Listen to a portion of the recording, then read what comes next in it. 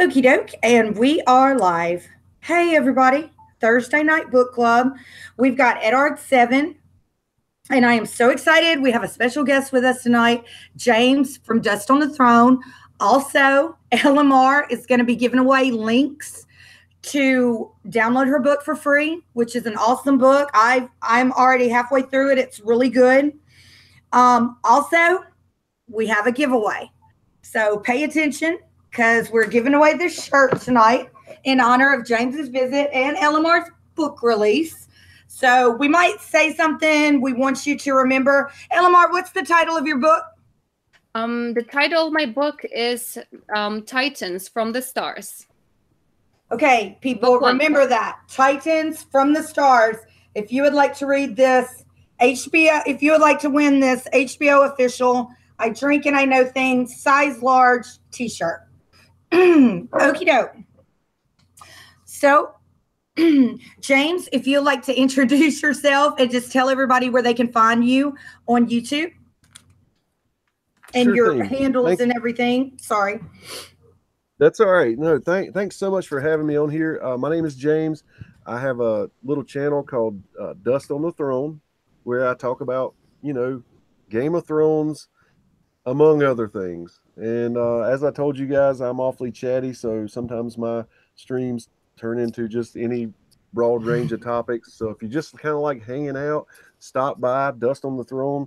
I'm also sidekick to Chris on his channel Smokescreen, so maybe some of you guys have heard of that. And I will be attending Con of Thrones, so hope to see some of you guys there. That was so nice when you said, I have a little channel called Dust on the Throne. Oh my gosh. I know. That is not a little channel. You are a celebrity, James. I know, my gosh. And, yeah, Chris from Smokescreen. Yeah, literally. Oh my gosh. Yeah, it's again, it's such a pleasure to have you here, James. And I'm sure it's a treat for everybody, for us especially, to have you on here. And Jen, again, thank you for having me on your channel. It's always a pleasure chatting. I can never shut up. So if I talk too much, just tell me in the comments to shut up and I'll be quiet. Again, I'm LMR. You can find me on my writing channels, and I'm gonna leave a link. I'm doing a giveaway for the entire weekend, Friday, Saturday, Sunday. You can get the book on Kindle for free for those 3 days. You know, just as long as you know where Amazon is, type Amazon.com, look for my book, and you can read it for free and download it for free. And again, Jen, thanks so much for letting me to give it away on your channel. I'm very happy about that. You can also find me on my other channel, Living Reviews, where I actually don't post anything right now because I'm writing my second book and there's no time for everything in life. So, but again, I have some stuff there. Thank you so much for having me, and I'm looking forward to this awesome chapter review. Okay, and thank you, LMR. Okay, y'all, her book is really, really good. It's about some otherworldly, but they appear to be humanish people. I don't want to call them aliens necessarily, but they are different than humans. Okay, but other people can't tell, and it's going. I'm only halfway through the first book, but it's exploring themes of loyalty and endless love, covetousness, jealousy. And it's quite hot. I was reading it one night. I would just go ahead and say it. I was reading about it. I was reading this book one night, and I almost tapped my husband on the shoulder and was like, "Hey, what's up?" But I didn't. It was really late. But I thought about it. The book is sexy. All right, that's all I'm going to say about that. I agree. I was reading the thing, and I was like, this isn't Living My Rhapsody. Her sweet self, she didn't write this. But yeah, I was showing everybody. I was lucky enough to get a hard copy of this, and I know there's going to be a time when everybody can get a hard copy. I know it's not what you're giving away now, but I agree with Jen. Yeah, it'll make you blush. Yes, it will. Blush like you just told Robert Baratheon he didn't have any honor. So let's go into that. Yes. Okay, So we open up in Eddard 7, and basically Robert is on a rant about how Daenerys, or as he is just constantly referring to her, the whore, is pregnant. And he basically kind of resents Ned for telling him back when they were on their way to King's Landing, back in the Barrowlands, let's not do anything to her. She's worlds away, basically. She's, continents away. There's no need. You're being ridiculous. And he refers to Varys as the fool. And Robert is angry that he didn't act sooner. And excuse me, y'all, I got Viserys mixed up with Varys. Okay, but he basically has wanted to kill Daenerys and Viserys. And now Daenerys is pregnant, and this has got his ire up. Varys has the news from Ser Jorah.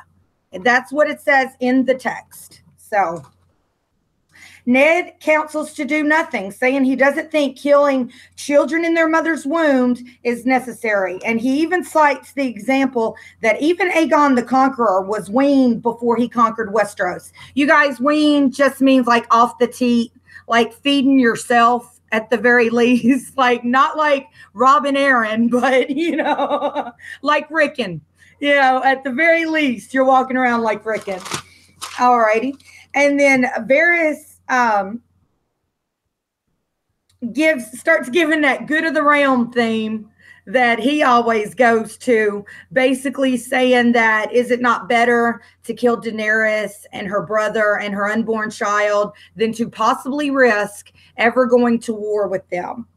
And Renly thinks that they should have been killed years ago, but Jon Arryn also counseled mercy. And then Lord Eddard says, well, mercy is never a mistake. Something I think he might come to regret, but we'll never know. And then we get some background on Sir Barristan Selmy, which I found this part of the chapter extremely interesting. It talks about how basically he came over to Robert's side, which we're going to get more in depth with that as we go back in. The council votes. And Varys she's in Vaes Dothrak, where you can't have a blade of any sort, but the Tears of Lys will be something nice to do. And then Ned starts scorning Robert again because he picks on Varys for wanting to use poison. And then Ned's like, I can't believe you're going to scoff at using poison when you're talking about killing women and children. It's like basically like, yeah, calling the kettle black there. And they get on it again about that's not very honorable. And Ned refuses to affix his seal to this decree, ordering her death. And they basically fall out, and they have a few words, and Ned leaves. And it's in this moment that Ned thinks, this is what Catelyn meant. That there's Robert the King, and there's Robert, my friend, that I came up with and that I've known my whole life, and that is like a brother to me, and this is not him.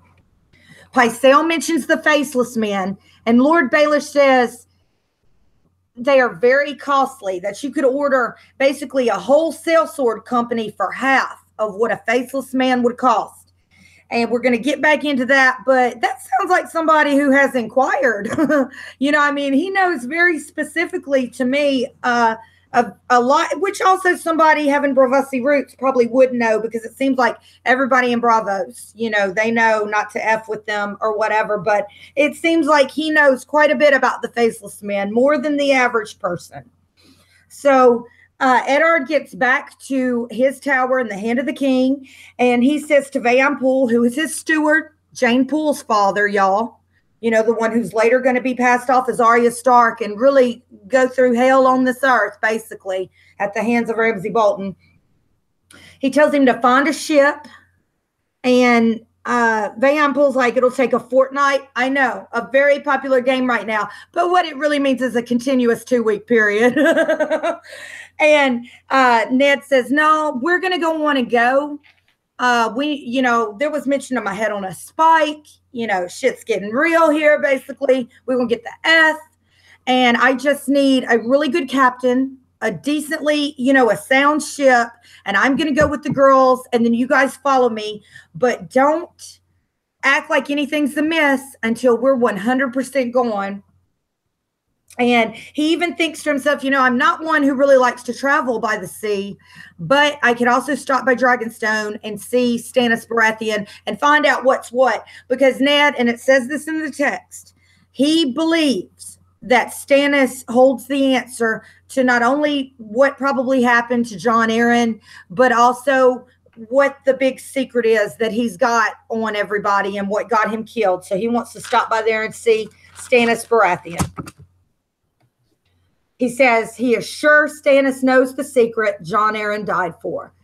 But then this calls to his mind. He thinks to himself, some secrets are better hidden. Some secrets are safer unshared, even with those you love and trust. Immediately, I think Caitlin, Jon Snow's real parentage, when he says that and he's thinking back. Okay, he then looks at the dagger and thinks to himself, why would Tyrion Lannister or the imp want Bran dead? And he thinks to quiet him. And then he thinks, is this another secret or a part of this larger picture of what's going on around here?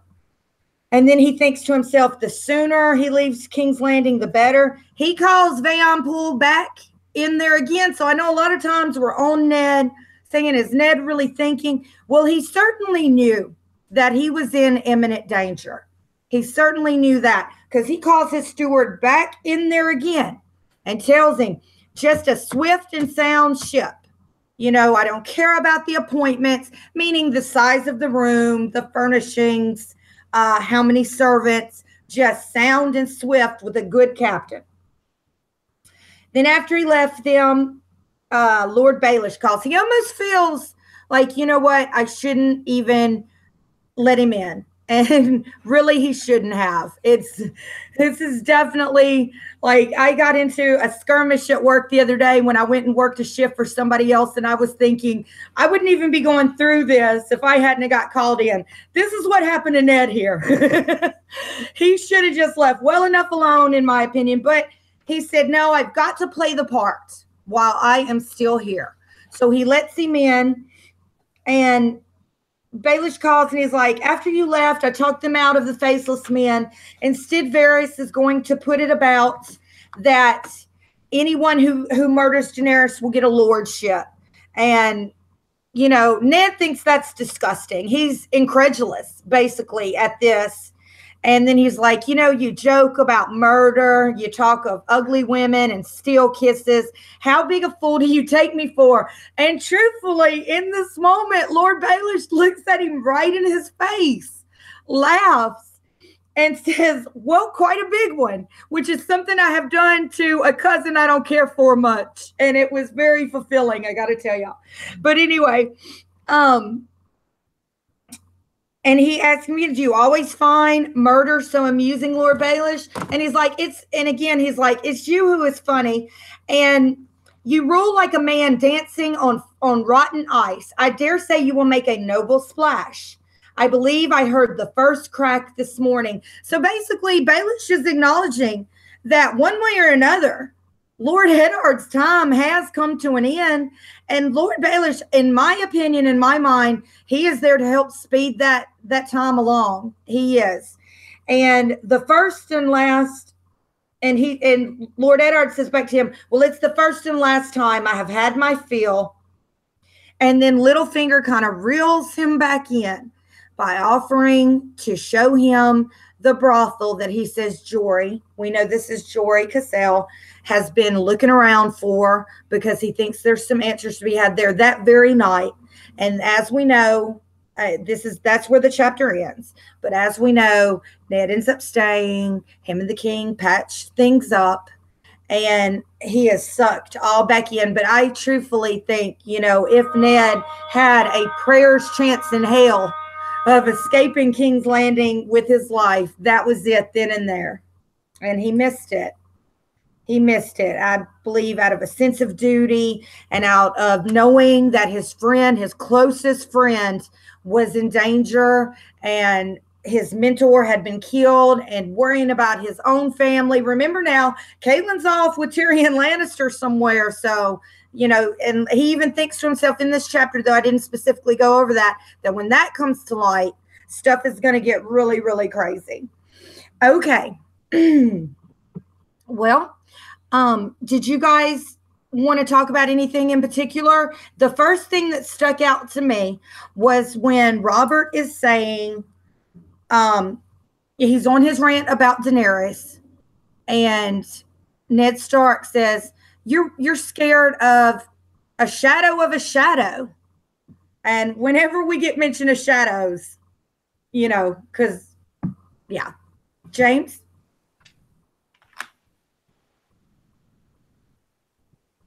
Okay, there I am. Yeah, I was just going to say, I think it's cool how this chapter, it kind of starts almost with someone kind of talking out of their lane to someone, and then ends the same way. At first you have Ned, and he's really pushing Robert's buttons, and saying things that there's nobody else in the realm could say to him, and we know that. And it goes on, and it says in there, like, you started this whole thing with blush. It multiple times says blush, says he turned purple. Robert would have killed anybody else or had him killed. I think that's kind of his style as he's gotten older, and kind of Ned calls him out on that, saying, who casts the sentence must swing the sword or whatever. He kind of brings that back up to him, and, saying basically, I didn't dream the man we made king would be afraid of an unborn child, and then it ends with Peter really bucking up and saying some shit that, just the day before, or just a few hours before, Ned would have, snatched him up. So I thought that was some good writing, the way it brought it back around like that, where Ned was the one running off at the lips, and then he had to put up with it at the end. That's just my first observation of the chapter as a whole. Living my Rhapsody? Yeah, like you were saying, and I'm kind of a little bit tough on Ned. I love Ned. Everybody loves Ned, but I'm a little bit tough on him.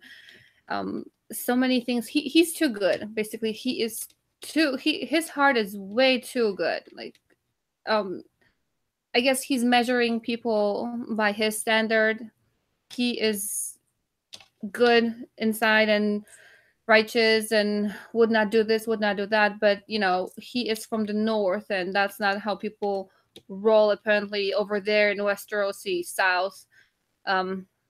So that goodness, basically, I kind of am upset about him. Like, okay, change a little bit, have some flexibility, but he doesn't show it here, and in a way, that's a good thing, because I would not want him to say, okay, let's kill Daenerys, let's kill that child.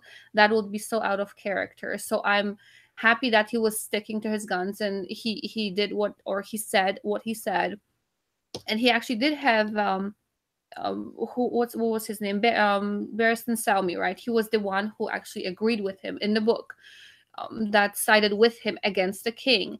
So we know that Ned wasn't completely irrational or kind of completely. There are more good people out there. So this chapter, in a way, was much better chapter in terms of judging Ned. Kind of were dissecting the chapter. The previous one, I kind of gave him more grief, but because he was a little bit like, he kind of just had to, I'm thinking to myself, man, just wake up. Your kid is talking to you and she's making sense. Wake up. And here is basically seeing him as a good man that's gonna get his butt or head, chopped off. I see what you're saying. You're talking about when Arya is like, Dad, like, yeah. Yeah, I was kind of not. Yeah, I wasn't good to Ned on the last chapter. I was pretty on him, but this chapter, I feel I know where he's coming from. I see his goodness, not just the kind of, I won't want to say stupidity, but his oblivious. He's oblivious to other stuff. Here, he's just kind of showing himself to me as a good person, and yeah. And that's a good catch, James, because even in the chapter, it has Ned thinking to himself, I'm really pushing this just as far as I can go, I've got a question for you guys. Was it simply Ned doing some good politicking when he told the history of Sir Barristan Selmy, and how it was like, he struck down 12 of our men on the Trident, and then we took care of him. You know what I mean? We could have had him killed, basically. Then you notice shortly thereafter, Sir Barristan Selmy takes Ned's side on it. So I don't know if that was a real, I think Ned was being pretty slick there, actually. He put that in there right before it was time for Sir Barristan to vote. You know what I mean? I think he was being as slick as Ned can be. Ned is very close to black and white, even though everybody really is gray. Ned always does kind of, in my opinion, border the kind of, and that's what people say, he gets on their nerves with that stuff. But in Ned's mind, though, honorable is honorable and dishonorable is dishonorable, and right is right and wrong is wrong. And I actually think, and that's why I mentioned earlier, as far as when we're always talking about Ned is dumb, Ned is so slow, in this chapter, we really do get to see that, 100%, he knows that he's in a sticky situation down here amongst people. And the problem I think that he has, though, is he's working, look who he was trying to sway to his side. And it even says that in the chapter, is flatterers and basically ass kissers. So there was only one other decent person in the room, and he did get their vote. Yes, what do you think? He did. I was just going to say, I was disappointed in Renly. I don't know a lot about him, to be honest with you, other than what I've seen on the show. And the way he acted right there when they were discussing killing a pregnant lady and her unborn child, he was just too quick, and he seemed just kind of slimy to me. And I never looked at him that way until that council meeting right there. What did y'all think about that?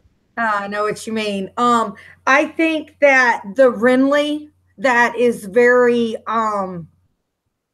magnanimous to Brienne in the show that we see and see a little bit of, really not much of in the book, is the King Renly, and kind of the same thing. Like, it's different to be on a council behind closed door looking out after your family's best interest, as opposed to being the one. And I think it can go a little bit back to, a lot of people think that when you are a ruler, you only need the appearance of being a good and just person, but you don't actually have to be that way, like what Machiavelli says in The Prince. And I would say that that is a very good description of Renly, how he wants to appear a certain way, and very chivalrous and very giving and very magnanimous. But is he really, though? What do you think, Elamar? We're still talking about Ned, right? With that description, or about Renly Baratheon? Renly Baratheon. For Renly, I remember him only mostly from the show, but then because he's like he's made bigger of a character on the show, and here just seeing that line, like you said, James, that was, especially Brienne looking up to him later on. I mean, why would such a great person as Brienne look up to somebody? But she didn't know about this, right? But that's why, the whole facade that people put up with who they are and what game they're playing. I mean, Renly is playing the Game of Thrones at this point. I mean, somebody later on will gonna know that he will be the one trying to get to the throne. So by having Robert kill off one of his enemies, then he just have to say yay versus nay. He will say, he will agree to some. I don't like him for that at all. I don't like him. And with flexibility, another thing that was bothering me about Ned was not just, I mean, this is hold on, Elamar. Hold on, girl. Renly Baratheon is in the chat. The rightful King Renly, and he is telling you right now, I put on no front at Amanda Duncan. I am the rightful king. How dare you besmirch my name here? Besmirched. Oh, I love that word. That's gonna be the word of the day. Besmirched. I love it. Yeah. So for that, now, okay, I'm done. Kind of being mean to Renly, and for not just being mean to Ned, but I kind of understand him. the whole black and white difference with yes, good or bad. Flexibility is the key to survival. You can't just be, you have to be able to adapt. And obviously Ned didn't adapt well enough. But also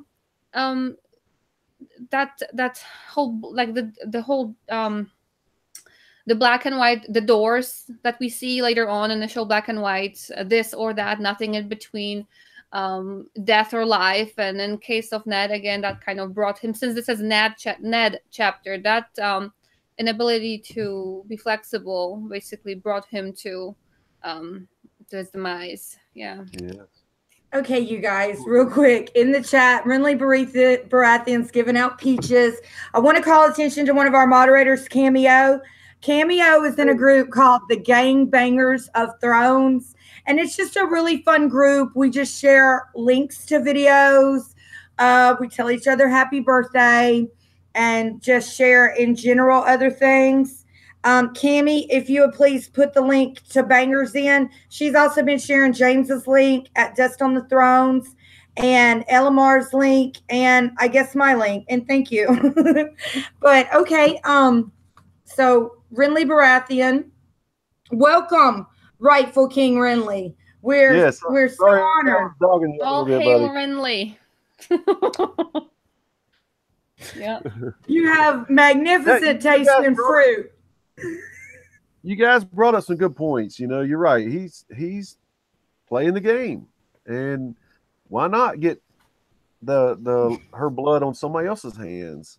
I didn't really think about it that way at the time. Yeah, I didn't either, and that's a good point. I mean, Renly can basically just agree with everything, and then if it ever comes back on him, he can be like, "I wasn't the king, and I would have been outvoted regardless." That's exactly right. That's what I was going to say. He would have been outvoted had he joined Ned's side anyway. Yeah, because y'all, he was magnificently outvoted. Let's take a look at that really quickly. Only Barristan, and you know why else I found this interesting? Because, and sometimes we compare this to the TV show. Remember, was it this past season when we basically got Jaime? Basically people talking to Jaime like, what are you doing here? And the Lord Commander of the King's Guard actually has a place on the small council. And I believe somebody had made the comment that Barristan didn't always come. Well, he's here for this. So he was here for this. So we've got Barristan Selmy and Lord Eddard. And then we've got Pycelle, Littlefinger, Varys, Renly, and Robert. And it's not only that they agreed to it. I mean, Varys has brought the information, and stirred the stuff up. And Bubba Husky says in the chat, because in the books, he believes 100% that Varys is for Aegon, the one that Tyrion was with for a bit. A lot of people call him Fagon for fake Aegon. A lot of people say he's the Blackfriar. Nobody knows yet. Everything is just speculation, as is much of what we talk about. All right.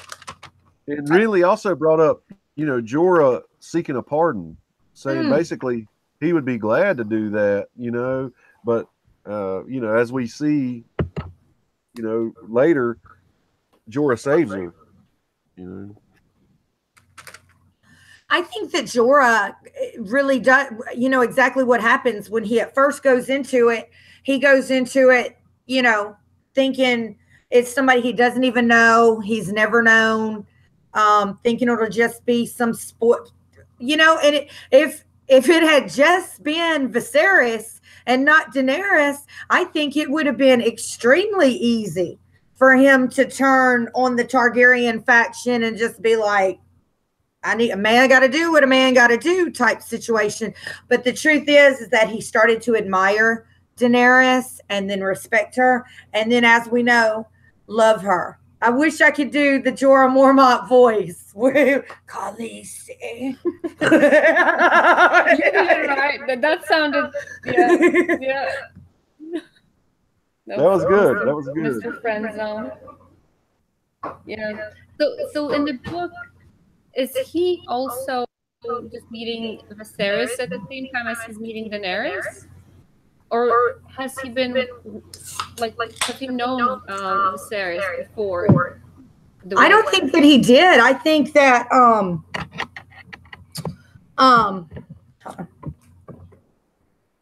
I think that Illyrio Mopatis maybe introduced them at the wedding. I mean, that's the way that I took it. Mm-hmm. Yeah, so from over there, I mean, Viserys is so easy to hate, and just you know, like squishing him like a bug, versus Daenerys, like Jorah, he wants somebody to protect. He wants, like he was giving, again, we're on that chapter, but kind of we're going to decide with yeah, he wants to protect somebody and all that, right? And Daenerys is this 14 or 13-year-old kid. Right. I think that Jorah, it is. I think that Jorah, I feel sorry for Jorah a lot. I think that Jorah is initially, you know, yeah, like he wants, and then I think he wants a partner. Like he really does just want a companion who has his back and he'll have their back. He's also attracted to her as far as looks, because we know that his first wife kind of had that blonde look. I mean, from what I gather in the text or whatever. And I just think that he's just kind of, yeah, I think he just wants somebody. And some people are like that. I mean, I certainly enjoy my husband. Though I want to say this, he did not have my back at Boost Mobile earlier. He did not. I heard about that. It's kind of a guy thing, I think. You know, if the guy's noble at all, I think it's a guy thing to want to have somebody to take care of. You know, even if it's a strong woman, you know, you realize she's strong, but you still kind of just feel compelled. And it's not, I don't know. That's just me speaking as a guy. I'm sorry. I think yours cool. That's why we like to have a guy guest, because we have girly opinions, you know, so we always like to have a guy's perspective. Cool. And you know, I'll definitely give it. And with that, like you were saying, so I have to add to that too. Like I know there are women and girls who say, "Oh, you know, women power." I'm all for women power, but I love when my husband opens the door for me, and I never had to ask him. He was just raised this way, and there's nothing wrong with it. I mean, I don't think there's anything wrong with it. So being, I think that goodness should overpower the whole, you know, I'm equal because I am equal, but just because I'm equal doesn't mean that I can have extra stuff and then give extra stuff. It's a give and take. I won't open the door for him unless he is carrying the groceries, because that's not in my thing. Unless he's sick and he, you know, or having a surgery, obviously I'll take care of him like he would take care of me. So kind of that, like yeah. If I open the door for you, it's not because I think you're weak and can't open it yourself. It's just, honestly, It's like your husband. I was raised that way, to be chivalrous. You know, I always wanted to grow up and have that opportunity to lay my coat over a mud puddle, you know, so my lady could walk across the mud puddle, you know. It's never happened. I would lay my tie-dyed shirt on there, you know. Oh my gosh. See, so for like right now we're discussing Ned, but also some people who don't have, some characters who don't have their own chapters. This is a perfect time to talk about them too. So you know, just because like this is for everybody, whoever's watching, we're not just discussing Ned. We're going into the characters who don't have their chapter and talking about their impact on and their approach on the characters, or impact on the characters who do have chapters, like Jorah for later on. Ned is the same way. He's I would say similar, although he wouldn't go that far. But again, extremes. Jorah went to the extreme to be this great knight in the shining armor, I guess, for his wife, whereas Ned will go to extremes to protect his honor and the word that he gave. So the extremes are tough, like for Jorah, but you can't change your heart in a way. Like your heart does what your heart does. Your mind may say, okay, I'm in a friend zone. Yeah, your head says that, but your heart and other parts say something else. And this is something you basically cannot change. It may change over time, but let's say for Ned, changing himself. I don't see him ever changing, even if he knew. I mean, he in a way did later on when he admitted that he lied, which he didn't lie, to protect Sansa and later on, but too little and too late.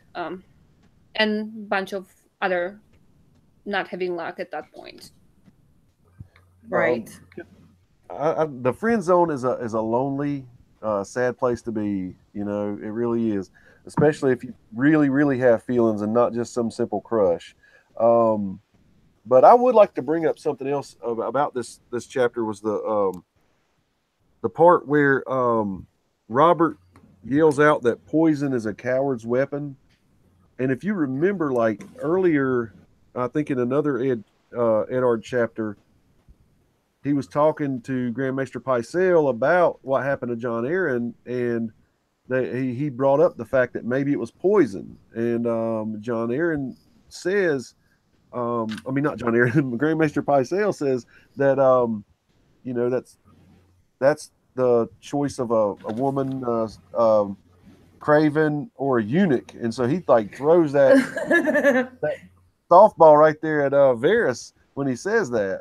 So when that got brought up in this council meeting, you know, I know that was on Ned's mind when they were talking about poison's a coward's weapon.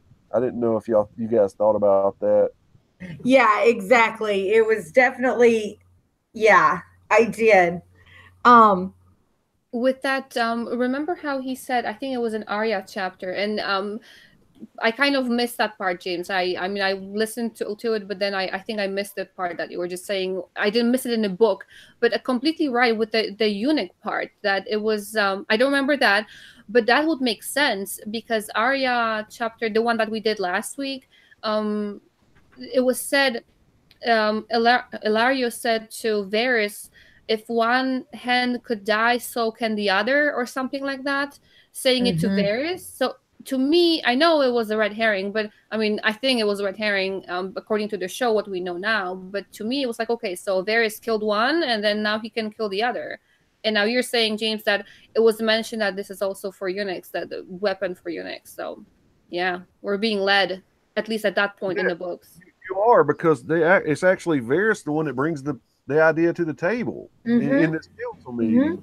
So I know that went off in Ned's head, and everybody, again, like you said, we have the gift of knowing kind of what happens down the road now. But imagine if you were reading this and there was no show or anything, you're damn sure you got your eyes stuck on Varys at this point, as far as killing John Arryn or having something to do with it. Exactly. And then the idea of the women's weapon too, for I think that was the last stream, last chapter, where the tears of fleece, or and that's the same poison mentioned in this chapter. Yeah, the same exact poison. Yes. And then later on, we find out in the show that Lysa, kind of like when you put it down on paper, I'm like, hey, you know, yeah, and she did it for Littlefinger, and so it continues. I mean, but that is in the show. We'll see what happens in the book later on. Yeah. Okay, let's pop to the chat real quick. We just want to give out a shout out to our girl Cameo, who is throwing these links down like a professional horseshoe thrower. And we want to say hey to Allison Rose. We want to say hello to Bubba Husky, our friend from Amino. Want to say hi to Amanda Duncan. We've got Milk K and BBM in the chat. BBM's got his channel. He does his watch throughs and reviews. They're awesome. He's also a part of the Citadel Trivia, which always is on Friday nights. We've also got Milt with us, who is also part of the Citadel Trivia. Thank y'all so much for popping in. Thank you guys. Eduardo Blanco is here. Marie Hill, who has her own channel, special stream Sunday. We continue to talk Bran, his visions, Melisandre visions, Bloodraven visions. We are breaking this down. She says there's going to be a Doom in Westeros, part 2, and her name day. Okay. Very cool. Okay, yeah, now let's get back. I'm not sure if you mentioned Amanda. I saw Amanda. I'm not sure if you mentioned her. I did mention Amanda Duncan, but we can say it again. Amanda Duncan. All right. Let's go. In the wolf's den. Thank you. All right. Okay, so we're at the Tears of Lys and how everybody's throwing around that only cowards, women, and eunuchs. So basically, pussies. Basically. That's yeah, that's right. Well said. Basically, that's who uses poison. That's what he's saying, basically, in a nutshell, in layman's terms. So yeah, you had Grandmaster Pycelle say it, and now Robert says, poison is a coward's weapon. So yeah, it's not the way to do it, not an honorable way. But at this point, is honor really on Robert's mind? Because Ned called him straight out on it. I mean, he doesn't want to go down there himself and do it. Right. That's why he has his That's why he has his king's hand to do it, right? Yes. Yeah. That's right. Exactly. And then in the also kind of if we're still in the beginning here of the chapter, Robert says to Ned that I'm not so blind that I can't see the shadow of the axe when it is hanging over my own neck. And I'm thinking that's actually for both, because with what Robert is doing, that man is just looking to be killed. And what Ned is doing is the same thing. He's just looking to be outed. You're right. And he can't see. And Robert says, do you think I'm so blind? Yes, you are blind, man. And then it should be said to Ned, like, you are blind because he's stirring stuff that he shouldn't be stirring. And if he's stirring, he better either whack whatever he's stirring or run away. And he's just standing there. Right. And then we get Ned, who is always like, and also I left out Moni G. Moni G, we love you in here. Okay. Amanda Duncan in the chat says, just like with the situation with the wolves, with Lady, he leaves it to Ned to do that. Right. Same situation. He's leaving others to do his killing. And then Ned brings up, you want to kill her? Do it yourself. Listen to her cry. Hear her last words. And we get that very famous to me and very stick with me line. If you would pass the sentence, then you should swing the sword, from Ned, which I 100% believe, whether it's an animal or a person. It is. If you were going to pass that kind of judgment that really only a God should be able to pass down upon someone or an animal, then you should be able to sit there, hold its paw while they put your dog to sleep or whatever else.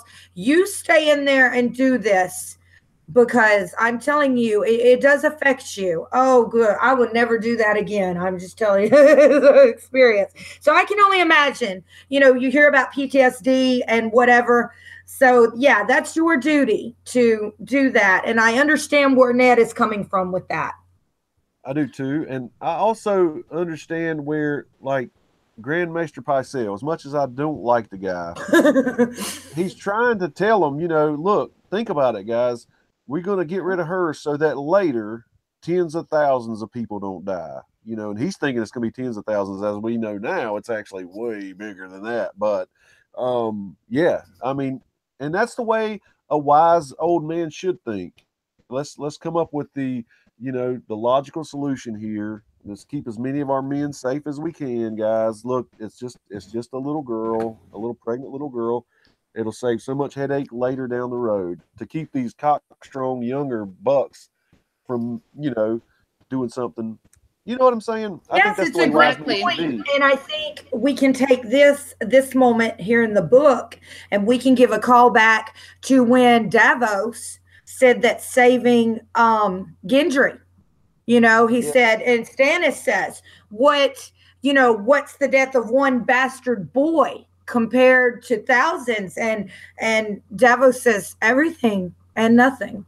Mm-hmm. So I think that's come into play, later on too. It's going to continue, I think. Who knows with Jon and decisions they have that's to make a continuous on. theme, I believe, is the few for the many. That's going to be a theme we continuously see.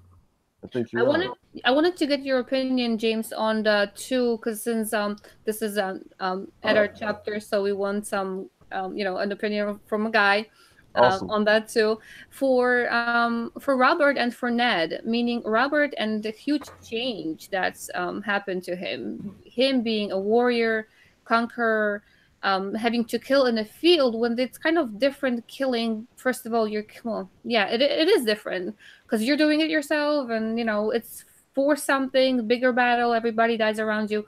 What are your thoughts about like how he changed, how Robert changed from before and after, and how Ned changed? If you think about, these boys grew up the way they did, living with John Aaron, and they probably had so many conversations laying in bed at night talking about these battles we're going to be in when we get older, and these women we're going to conquer, and they did that, right? At least Robert likes to admit to it. Ned kind of keeps his lips tight, but so now all of a sudden you barely escaped death. I mean, because that was a hell of a war, a hell of a battle and stuff they had to go through. Now you've got the crown, and you got men who will fight for you. You can control your life expectancy a little bit. I can see how somebody could take their eye off the road a little bit. And that's all he's done. I think had he lived longer and Ned been in his ear longer, we could have seen Robert whip himself back into shape and get his head on straight. But there was nobody who would talk to him like Ned would. So it was easy for him to lose focus when everybody's a yes man around him and every woman will spread their legs for him. He doesn't have to fight his own I battle. agree. And I think we see this a lot in real life. I use this example a lot for some reason. I guess it's because I'm from the same kind of area of Mississippi, Louisiana. But Britney Spears, if she would have had some people around her during her divorce who said, girl, move back to Kentwood, Louisiana. Get this gigolo away from you. No judge in the world is going to give this douchebag custody of your kids in Louisiana and move back in with her mom and dad for a little bit. We wouldn't have seen her go nuts and shave her head. She wouldn't have lost custody of no kids. No judge in Louisiana/Mississippi would have gave him 20 G's a month to sit on his butt and whatever. But the problem was she surrounded herself with people who told her, yes, you're the greatest. You're the greatest there ever was or ever will be. I mean, she might as well have been living in Quath. Yeah, so it's for Robert, he was surrounded by lions because there are Lannisters everywhere from all the sides. Even the kids were Lannisters, right? He didn't even know that. Poor guy. I know, man. And he knows that there's snakes in the grass. I mean, he knows that. And he's married into the family. So he tries to stay away from them and deal with them as little as he can, I just think we all need somebody in our life to tell us the truth, to keep us grounded. And had he chosen Ned as his hand in the beginning, I don't think this story is nearly as interesting. We wouldn't have anything. We would just, have a happy kingdom, right? And we would not be here right now. So the bank account would be balanced, right? They wouldn't be in such debt. Anything if Ned was right there. Exactly. And also with that, you were mentioning Pycelle, right, James, about how he was making actually sense when he was saying what he was saying. And for long ago somewhere I heard it somewhere somebody said, and I completely agree with it, is that this man again is playing a game, not for the throne, because come on, he won't live. Even if he won, he wouldn't live. He's playing. He's smarter.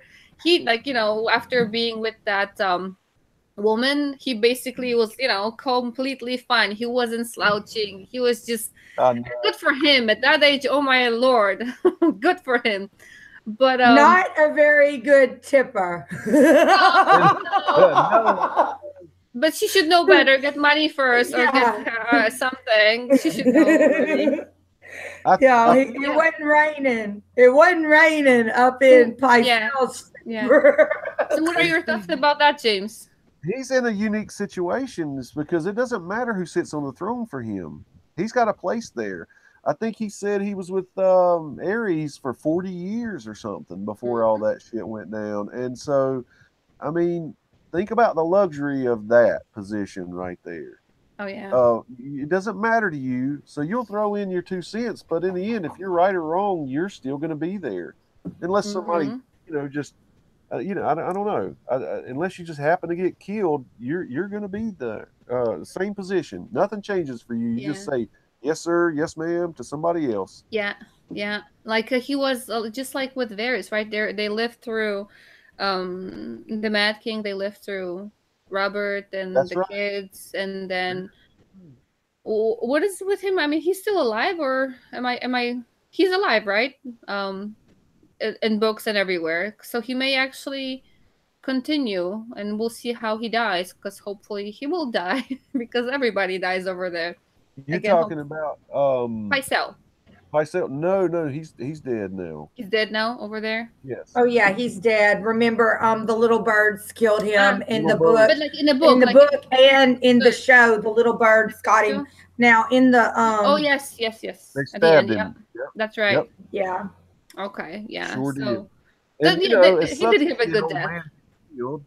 It sucks to see an old man get killed. But Yeah. he after he revealed the reveal you're talking about, Mm. dude, I was so it Yeah. just made my skin crawl to see him not be limping and Yep. like you said, hunched Yep. over and stuff. Oh yeah. That was crazy. That sucker's fit as a Yeah. fiddle. Yeah, man. And they were suspecting who was suspecting it? Was it No. Cersei No. Cersei would call him Yeah. out on it. Yeah. That's right. And Tywin, I think, right? He might have. I'm trying Yeah, to remember. there was a at the deleted shore. scene. There Yeah. was a deleted scene where Tywin was even like, "Why do you act like you Mhm. know?" And it's basically part of his game. It's It that is. whole front is part of his game. And you guys Yeah. have reminded me a lot tonight. You keep saying that, they're playing this game, they're playing that game, and that is the name of the series, in Yeah. the show, and the book and the show, and it is a game. And sometimes I lose sight of that they're each playing their own individual game, and what Mhm. gets them a little further. And loyalties, they mean different things to different people. Mhm. Exactly. And then for me, like those are the little battles. Like everybody wants to be the king of their hill and win their thing and be the top of wherever they are. And there's this great battle that they don't even know about. So there are battles everywhere. Everybody wants to be doing something, and they don't pay attention to the big picture because they're continuing on their quest. Yeah. Exactly right. You Yeah. guys, real quick in the chat, we have Reese joining us. He has a really great server on Discord where we all listen to music and chit chat and whatnot. Cammy, can you throw a link to the Discord in there? Or yeah, if Cammy, if you can, Reese, if you can hit Cammy with that link, and Cammy can throw it up in here. Okay, thank y'all. I'm taking a BC. That's why I turned my yeah. All right. Those are the best for a headache. I'm telling you. They are. I don't, it might even be psychosomatic for me.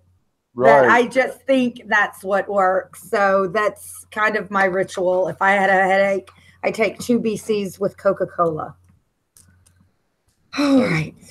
I believe goodies and BC they do And, better. and what is it? Is that Standback that's made over there in North Carolina? Didn't that close? That's right. Yes, Yes. they did. Yeah, there's one Yes. right in Salisbury. Standback plant. Yes, I had the luxury of a paper during my luxury vacation in North Carolina, and I believe I read that in the paper. Good memory. Very good memory. All right. Jen, I had a question for you. You mentioned the shadow of a shadow. What are your thoughts about that? And it says shadow of a shadow 20 times removed, and something about like not even being there, or maybe not even being there. What are your thoughts about it? I think maybe it's foreshadowing of people coming back, like multiple deaths, like the shadow of a shadow, because not even going to the shadow babies, but the way that not Thoros, God, Barrick says that he's a shadow of himself after he's come back a few times. So I think that what it's saying is maybe there is cause to be a little bit afraid of the shadow of a shadow, because Barrett can still kill you. He can still kill you no matter what life he's on. So I think maybe a little bit of foreshadowing for that, but we don't understand that yet at all. Yeah. But I mean, it really could apply to multiple things. Somebody in the chat said that it's foreshadowing of her being the bastard of a bastard or something like it. Can somebody re-put that in here? Yeah, if you have your opinion on it, I would love to hear somebody's opinion on that. Yeah, everybody. That is something I can't kind of figure out what it would mean, shadow of a shadow. So anybody, please post it and we'll read it here. Yeah, I'd like to hear that too. Yeah. Also, Varys, when he says, would I bring lies? And then he says, to king or council. That was interesting too. Like he actually specified to king or the council.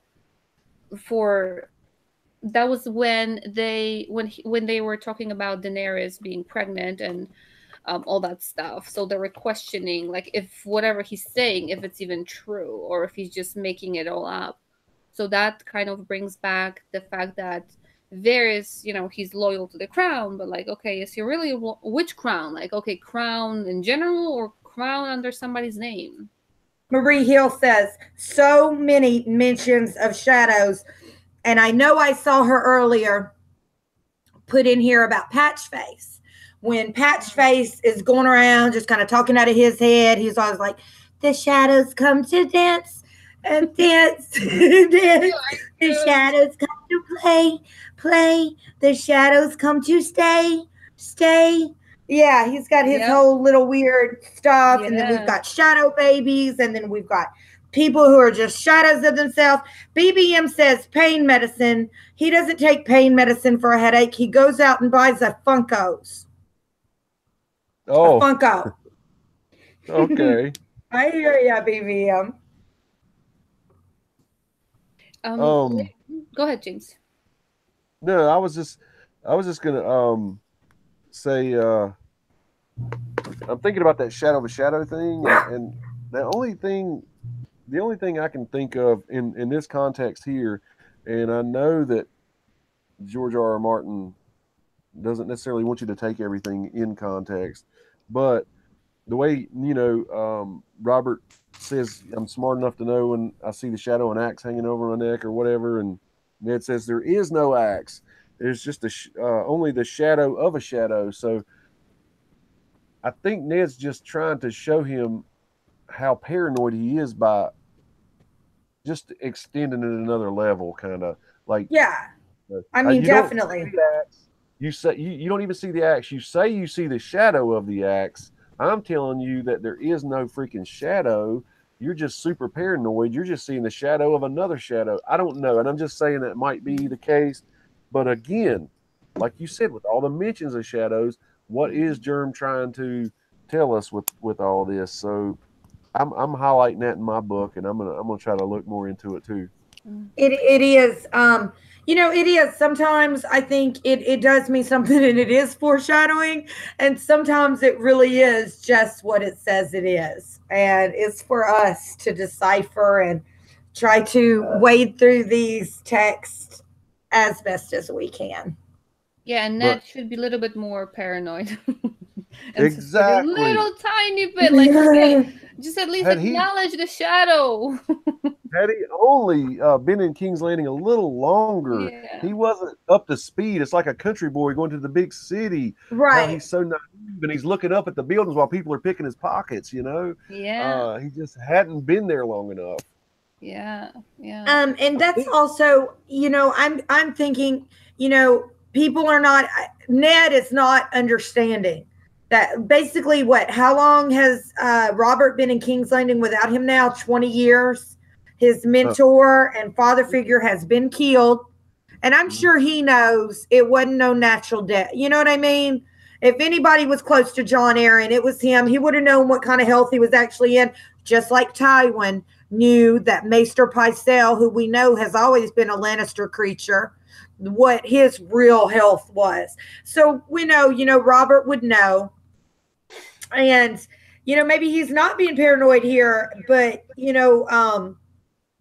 hey, Red, he's not being paranoid. Ned is not paranoid enough. But somebody did mention in the chat earlier, it's funny how that he was always making fun of Ares before he died, and now he's finding himself in a very similar situation of seeing enemies everywhere. Good point. Very, very good point. I like that. Yeah. I don't want to jump all over the place, but I am kind of like that. Well, that's all right. We're flexible. We're not like that. Go ahead, James. Thank you. Damn. Yeah, I just think that it's really heavy statement that Littlefinger makes at the end when he and Ned are talking, and he tells Ned that they're gonna, give a lordship or whatever to whoever kills her. And Ned says something about titles, but Littlefinger says titles are cheap. Yeah. And I think that's a heavy ass statement. Well, considering Ned had just took his Hand of the King sigil off and laid it on the table. I think Littlefinger was meaning more than that, if you know what I mean. And that, because even King, the title of King is cheap in King's Landing right now. And so I don't know. I see what you're saying. I love Littlefinger, and I think he throws out little nuggets like that from time to time. I think he does too. It's almost like just what he did. He basically went to Ned at the very end in a very joking manner, told him 100% the truth. That, I think you're an idiot. I laugh about it all the time. It really amuses me. I'm just, I heard, I can see you're starting to have your little fall from grace. And basically everything he tells him is true, said in a kind of a joking banter or whatever. But it is true. It really is what he thinks. And now that we know that Littlefinger was in on, the John Aaron thing, imagine how Littlefinger said, telling that to his replacement, titles are cheap. He's feeling like, if only you knew what I did, to the last one of you, and I like your wife, I'll do it to you in a heartbeat, Yeah. Mackenzie Burns says he's not hiding it. If titles are cheap, then what does that mean for Daenerys? Whore! Dragon spawn! That's Mackenzie Burns. We love her here. She is one of our big Johnson supporters. So she's going to the fact of when Daenerys is like the unburnt, the queen of the end. The undying, the breaker of chains, the mother of dragons. We know where you're going, Mackenzie. Very good. And Davos is like, this Jon Snow. He's a king in the north. He's a king. that was the best. I know they were trying to kind of put a little bit of I guess humor in it. That actually worked for me. Me too. That was needed. It was needed. That scene, it was just too this is Jon. I know, right? Yeah, exactly. And speaking of dragons here, it said when they were talking about when she's pregnant, like dragon spawn in her belly, and that again came true later on. It did. Yeah. So it was literally dragon spawn in her belly. At least that's what we think, because because we never actually heard her hearing about it, not her seeing it. We didn't see any character who actually saw it and told us. I know. Yeah. That was freaky, the description of that, wasn't it? Yeah. It was. Yeah. When I was reading that, I was like, wow, man. Some people say that Anne Boleyn's last child with Henry VIII was very misshapen like that, and that he was completely of course, we know it was just a very early pregnancy and the fetus was not fully formed, and that's all that it was. But Oh, to his mind, there was no way that he could have been part of I his see. kingly self, could have been in any way part of anything like that. And we all know that George R. R. Martin, or Germ, takes from history, and I think a little bit of that I there. bet you're right. Mm. And oh gosh, I There, lost my train of thought. while you look for it, I'll jump in and take us on that train of this, continuing this little bit with her miscarriage um, later on, because it says they were saying here, we need, and I actually was scribbling it, so I may be completely making it wrong. Let's see what I wrote. We need not fear if it is Mm, something, if miscarried, or if it dies. And actually, they should. This is actually what happened when she, in a way, miscarried and died. All of this happened after. If she were to actually bring that baby to full term, we don't know what would happen. I mean, she would not be the. She would be under. Well, I shouldn't say that. Under that. I mean, she would. exactly. Yeah, Ned she was wouldn't be the saying, ruler. She would be the second one. So and all of like Ned was this. saying, basically, if Yeah. the baby even makes it to term, if Yeah. the baby survives infancy, because the infant mortality rate at this time, and here he is that's just had a child that had a freak accident, which we know Yep. wasn't 100% an accident. But so, just in this world, like it's very, very, like the fact that him and Catelyn had 5 children to survive as long as they did. I mean, that's really an exceptional feat. And in the It north is. too. Yeah. And yeah, he's saying like if it's a girl, if it's this, if it's that, and Robert is so paranoid, he's still stuck on. But what if it's a boy, and what if it lives? Yep. There's no talking to him at this point. He's Exactly. just. I bet he had dreams about that. He really has just made his mind up. Yeah, and then the part about the child, or some not needing to fear if it's a girl, if it's miscarriage, or if the child dies. So first of all, they need to fear Daenerys, and she's a girl. They need to fear the fact that she miscarried, because that gave her another power, another mission, another purpose in life. And then the death of somebody close to her made her rise to power. And we know that not everybody would follow, or almost nobody would follow her brother. They would basically make him dead quickly somehow. That's Oops, right. he slipped. Oops, he something. exactly. Oops, something killed him. Oh boy, let's go somewhere else. Right, and then for her Drogo, he had power over his people, not over everybody. She was the one who You're right. yeah, connected, combined, and basically made it into her baby. Made that is her baby, not her baby, but her people are her baby. And Yeah, he would have never got as big as her. Never. no. Yeah, and he was cruel too, obviously, but she's a different kind of cruel. With That's the right. mission, like one point, she needs to get across that water, and she made those horses swim in a way, right? Right. That's another thing Ned says. I will feel the Dothraki when they learn how to walk on, when they teach horses to walk on water. Yeah. You're damn right. Danny made that happen. Oh, she did. Yes, she did. Yes, she did. You made me think of something. Okay, so she had the miscarriage, but she did lose one of her babies. This past season. She did. Yeah. That's right. That's kind of come, like you said. She's a girl. She miscarried, and then one died. Maybe not in infancy, but depends on how you look at a dragon. Yeah. When they become, yeah, when they're out of infancy. And now what you just said made me think about something. Oh my god, I love this train of thought. Because her losing one of her dragons, it's kind of, I mean, it's still there, but it's not it. It's not himself. It's like people lose their loved ones.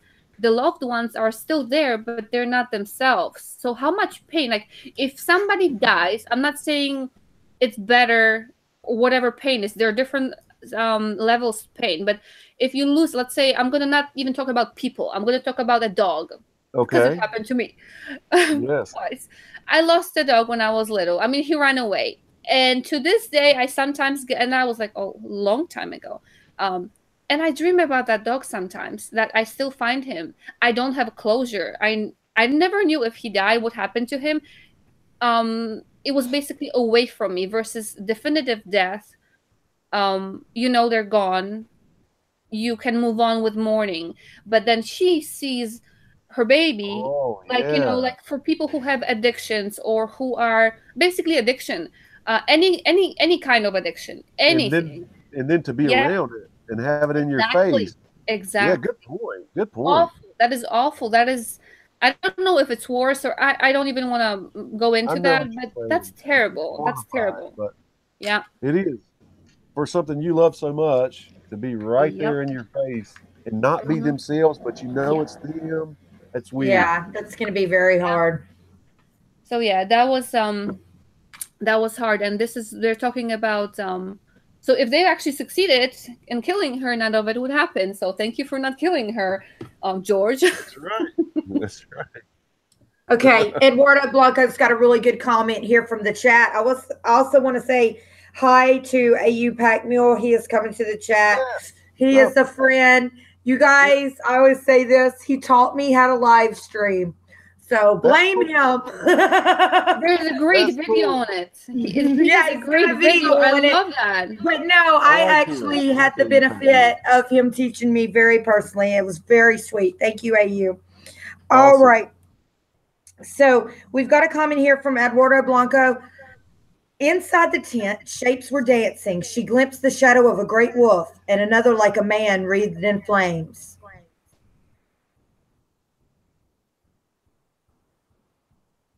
So I'm sorry, you were breaking up a little bit on my part. Can you repeat that? Inside the tent, shapes were dancing. She glimpsed the shadow of a great wolf and another like a man wreathed in flames. Let me see. So this is talking. I'm looking at the comments right now. Shadow of a great wolf.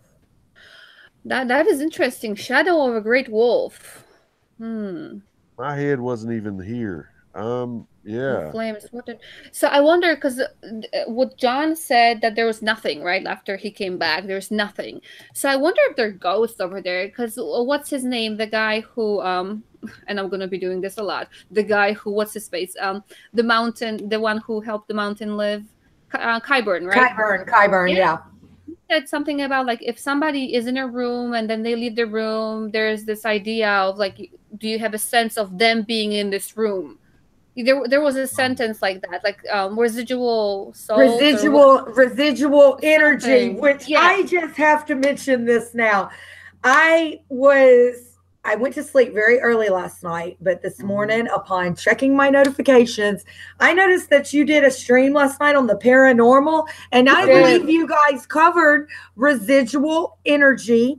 And please tell me, because the lady who you were talking to, who was an expert or so, she said absolutely 100% there are residual energies. And I believe that as well, especially living in a very old city like New Orleans.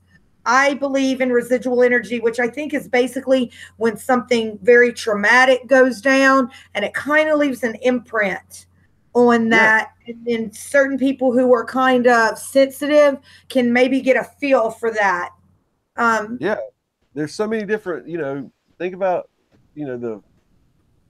all the electromagnetic fields and everything's, the spectrum, the waves. I mean, there's a lot of stuff there where I think there's enough energy that comes out of us during a traumatic experience.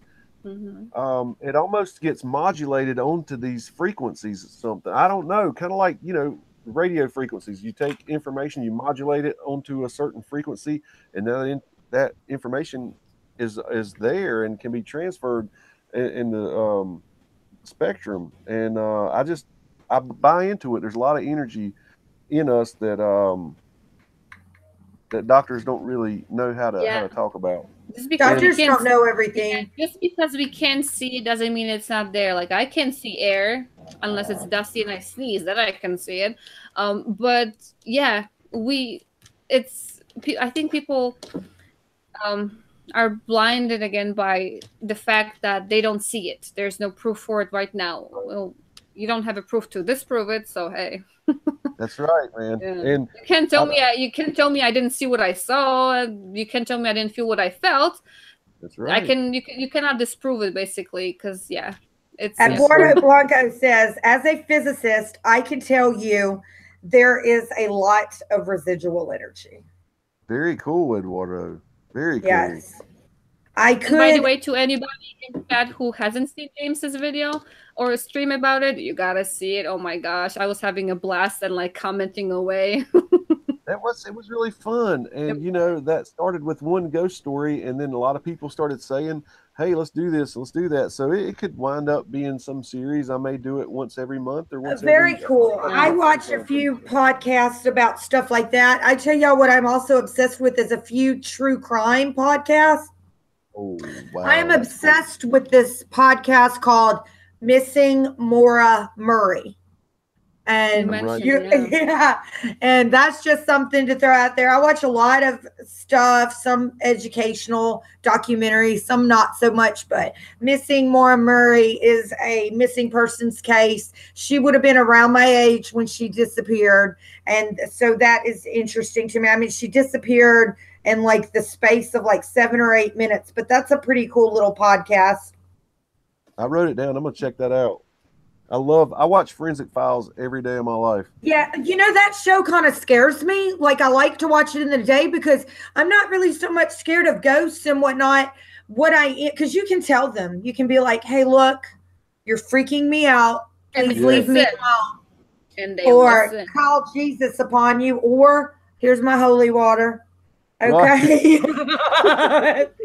But when you start talking about people abducting people and people doing these real world scenario things, that's when I really get freaked out. Yeah. I left it on a little bit too loud the other night and fell asleep. I had 4 nightmares in one night. Totally different. So there must have been 4 different episodes. You know what I mean? Oh my gosh. Because these nightmares were not tied together at all. Oh my God. I have night terrors sometimes. I call out and stuff and yell, and sometimes my husband says he thinks I'm talking to him, and then sometimes, and he'll stop and go, huh?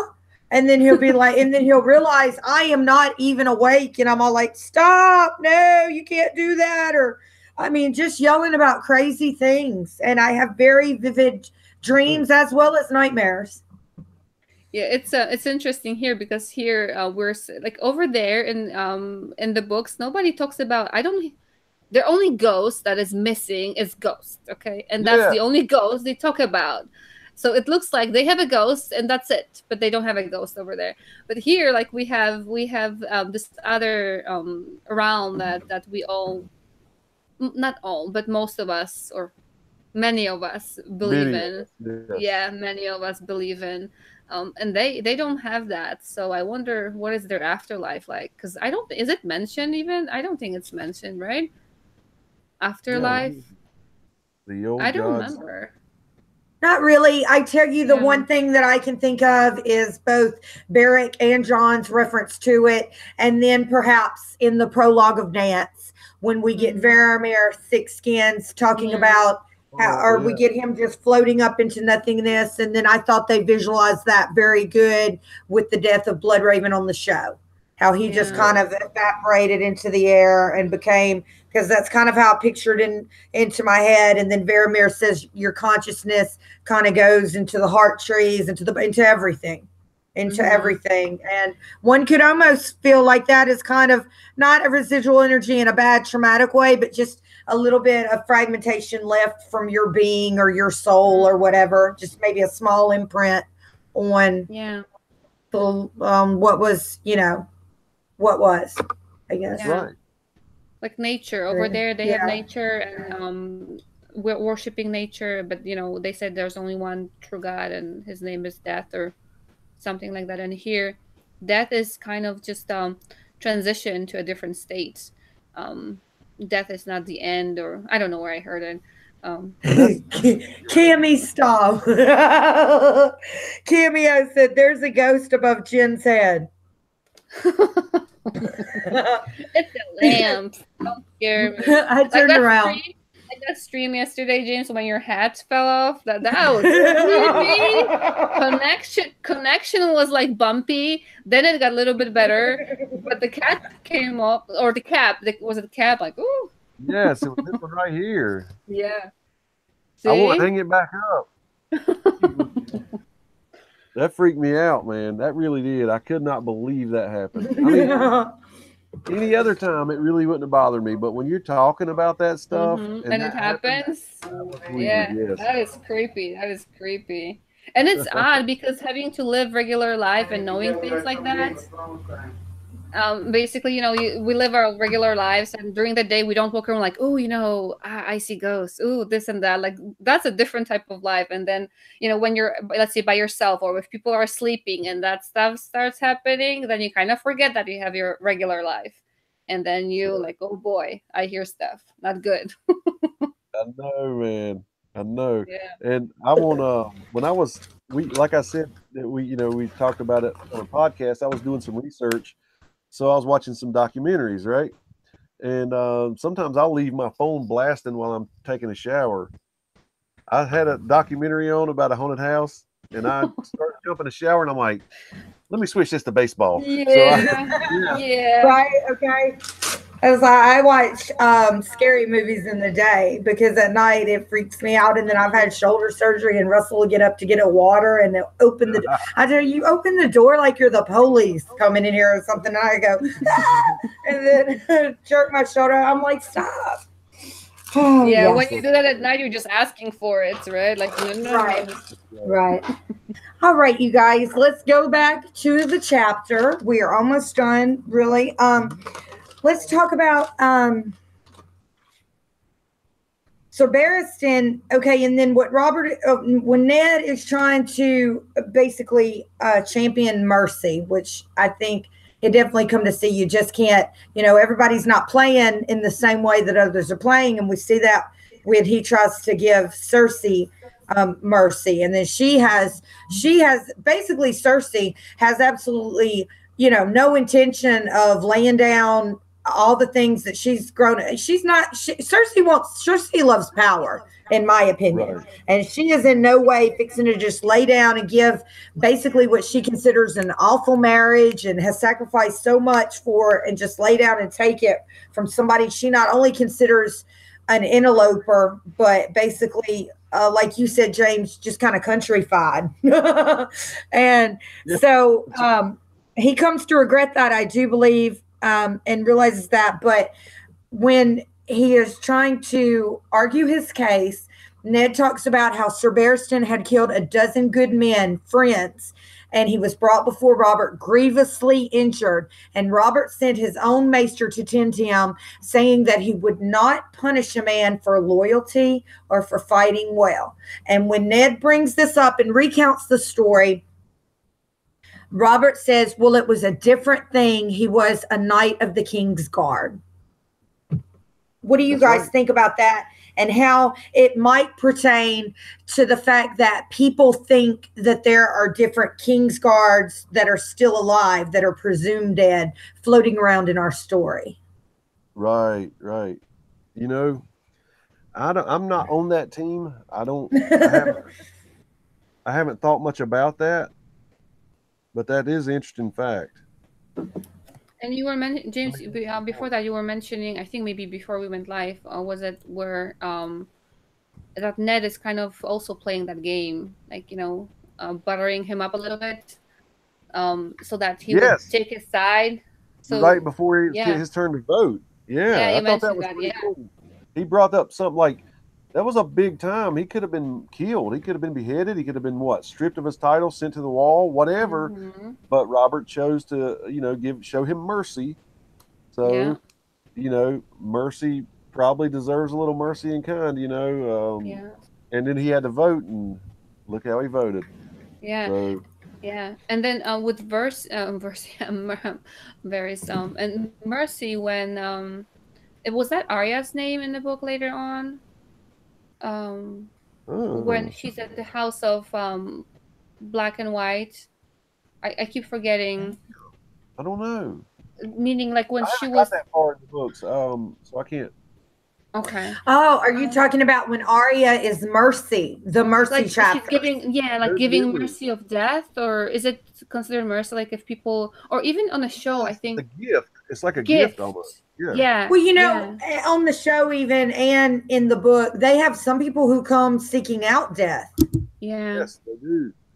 That's So, really cool. you know, it's kind of like Dr. Kevorkian style. Get your head right out of Like, my mouth. yeah, I swear mean, you the did. faceless men are also they're kind of part way assassins and part yeah, way Dr. Kevorkian. That's yeah. right. And then I do. for Varys, like when he, and I think you already mentioned it, guys. And like for good of the realm, when he talks about, oh, we need to kill her, and later we see in the show, at the end of the season where he's, he is for the realm. So I'm wondering like what kind of death he. I'm already signed him up as dead, but I'm wondering what kind of death Varys will have when he crosses. If he crosses, if he doesn't cross her, I still want him to die. I'm not mean. I like to see the artistic side of that show. How people give me either good life or good death, and over there life is very scarce. So I'm always hoping for some good death on the show. Um, because those actors are amazing, and to see them in that role, that's the best way somebody can get out of the show, basically, to see their death. So You yeah. guys, we have Septa Shayna Sapphires in the chat, and I don't think I mentioned this, but they have a small channel, and they have some very very good videos on there. I think that's where I was. And when I just brought up, there are some theories that they're floating around that there are King's Guard. There are some theories that there are King's Guard. I believe. Don't you have a video, Septa Shayna, about Corin Halfhand being one of the King's Guard? Did I not see that the other day? Anyway, I thought it was very compelling. I don't see any reason to just say, no way or whatever. I really enjoyed that, and I think you have some really good videos. I'd like to check that out. What's the name of that again? Septa Shayna, SHAEN apostrophe S, Sapphires, SAPPHIRES. And if you can click in the chat, like if you're watching on your phone, click on the icon. Just touch the icon, and you can, I think, go to the channel and subscribe. Yep. There's a choice for. Cool. Mm-hmm. Yes. You guys Done. check that out. I mean, that'll help you through this very, very long night. Some really compelling videos on there. The ones I've seen, at least, I enjoyed them a lot. I just subscribed. I'll be checking that out. Cool. And I mean, and I'm going to say this again. Just because you don't agree with somebody doesn't mean that their ideas aren't compelling. We're adults. We can all agree. Yeah, we can all agree to disagree. And hey, I had never heard that before. I'm going to go check it out because, listen, somebody's going to figure this thing out. Somebody is going to bring, and what they need is they need ideas from everywhere, not just in their own echo chamber. They're going to pick up something they never thought about, and then it's going to put it all together, and they're going to go, oh my God, I know how it ends, and I can't wait. You know what I mean? That's so cool. So I'd love to go check that out. And Jen, this is what I love about your channel too. This Thursday stream and then Sunday stream, we like all our opinions matter, and these are all opinions. They're basically we're kind of have clues, and just because we're looking at the same thing, we don't see the same picture. This is how we foresee. I mean, this is what we see, and let's say you have 3 people and they have 5 opinions on the same thing. Like how many me, times I've changed opinions while watching this show and reading these books? Oh my God, it's crazy. Yeah. Hey, so Spots. Yeah. I see Spots in the house. There you go. Yeah. So this is a great channel. I can't praise it enough because Oh, you're always too sweet. You're too sweet. No, this is true. This is a very safe channel for people who are it is who have opinions. I am very opinionated. I agree. I agree. I hate mean people. You guys, I bring up items at the Dollar Tree all day. Do you know that somebody asked me the other day if I went to bagging college? I mean, come on. You're just being a dick because we know there's no such thing, right? Okay. Yeah, we don't like meanness. We don't like meanness. I can't stand that. You know, we got enough stuff going on out in the world that is crazy and out of our control. Everything I control is going to be nice. Yeah. That's right.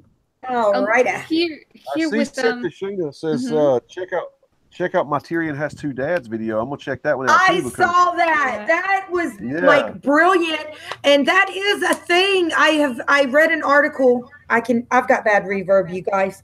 I read an article about that where a twin can actually have two fathers. Can you guys still hear me?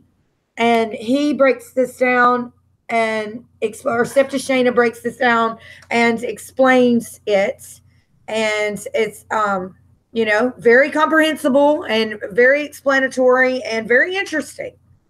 And I love it when people, you know, put science and really, you know, reason and thought behind what they're coming up with.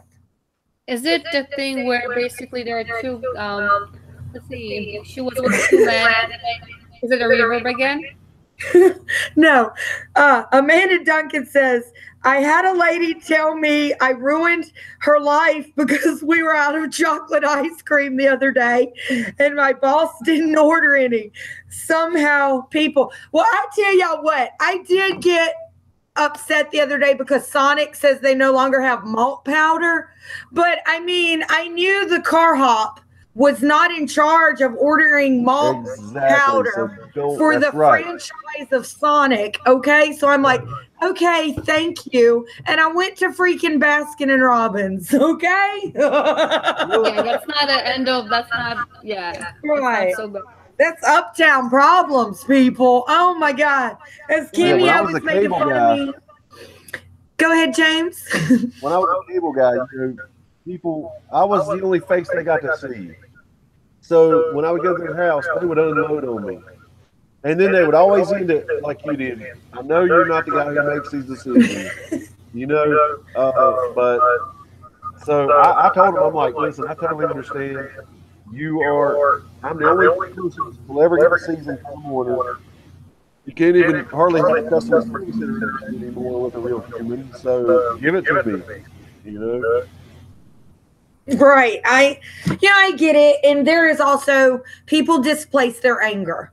Like they just walked out of the house. Their wife said, F you, don't call, or their husband, don't you come back here without any chocolate ice cream. You know, you have no idea what is going on in their thing. But I was explaining this to Cameo. These are uptown problems. And that's why I know you're like, you watch that shit? I do. I watch this show. I'm obsessed with it. It comes on tonight. It's called Southern Charm. And it's about these trust fund babies and rich people in South Carolina. And it's because, you know, the problems that they have are such uptown problems. You know, it's not like I can't pay my mortgage. I don't have health insurance. It is like just ridiculous shit. And I'm just like, that is what I love. Like the other day on one of the Real Housewives programs, the two people were arguing about who bought the $5,000 Bloomingdale's gift certificate, her boyfriend or her trust fund. Well, I mean, fuck. What difference does it make? It's a gift. Say thank you, move on, right? But I mean, just the fact that these are real problems to people, I love that. I'm just like, wow. You know? Yeah, it's just interesting when you work with people, right? Right. And that's why I enjoy that stuff, because it's so great. Like, really, and that's what my dad used to refer to as uptown problems. Like, oh, we can't get a dinner reservation at such and such. Like, really? That's messing your life up? So I've got to admit, today when both bakeries that I tried to order my name day cake from said they were neither open Sunday nor Monday, Well, I was a little irritated that I'm not going to be able to have fresh cake because I like to let people eat cake.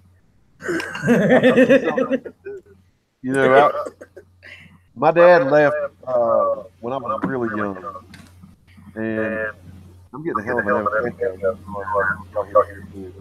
I am too. Let me put that's why I took my earbuds out. I thought it was better without it, but I hear myself echoing. Okay. So he didn't raise us, right? And me and my sister, we grew up really, really poor, right?